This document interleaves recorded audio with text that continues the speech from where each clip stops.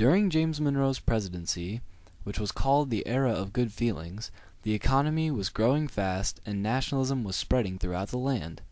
Nationalism was reflected in major Supreme Court decisions such as McCulloch v. Maryland, where Chief Justice John Marshall sided with the national government on the matter of a national bank over the state government.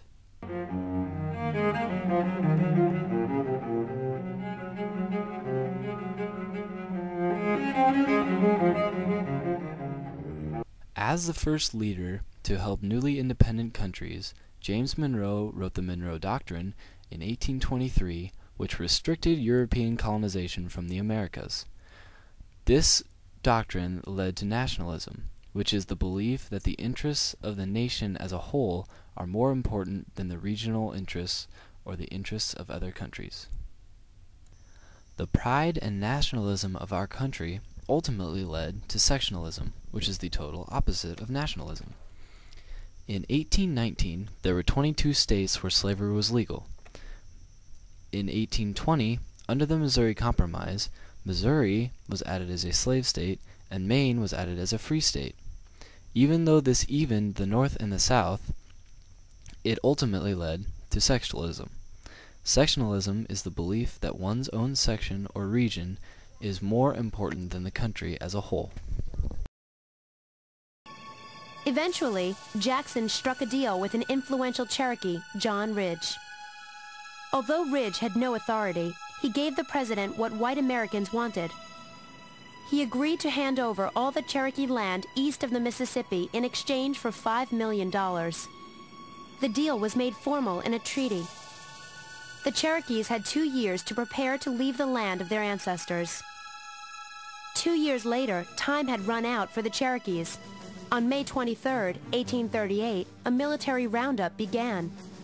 Army troops took the Cherokees from their homes and put them in stockades. Without sufficient food, water, sanitation, and medical supplies, approximately 2,000 died there. John Ross convinced the new president, Martin Van Buren, to let the Cherokee Nation handle their move west. And so the Cherokees started to prepare for their long journey. As 17,000 men, women, and children gathered their belongings, winter was closing in. Summer heat gave way to icy rains, and the ground began to freeze. General Winfield Scott and his 7,000 men watched as the Cherokee people, carrying everything they owned, began a nearly 850-mile march to what is now the state of Oklahoma. On the way, more than 4,000 Cherokees died. Most of those who perished were children and the elderly. The journey came to be called the Trail of Tears. White Americans got the land they wanted, and the Cherokees lost 6,000 people and every last acre of their traditional homeland. During Andrew Jackson's presidency, many issues in our country arose. One of these issues was the Second National Bank of the United States. This bank would be overseen by the federal government and would control state banks. Jackson opposed this issue, thinking that the Constitution did not have authority of creating a national bank. In the early 1800s, the northern states and the southern states clashed over tariffs on foreign goods. This further separated the North and the South.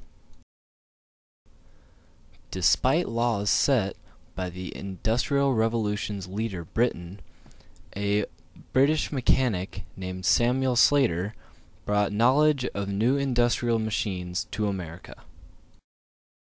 Alongside American industry, new modes of transportation and communication were developed during the Industrial Revolution, such as roads, canals, railroads, and the telegraph.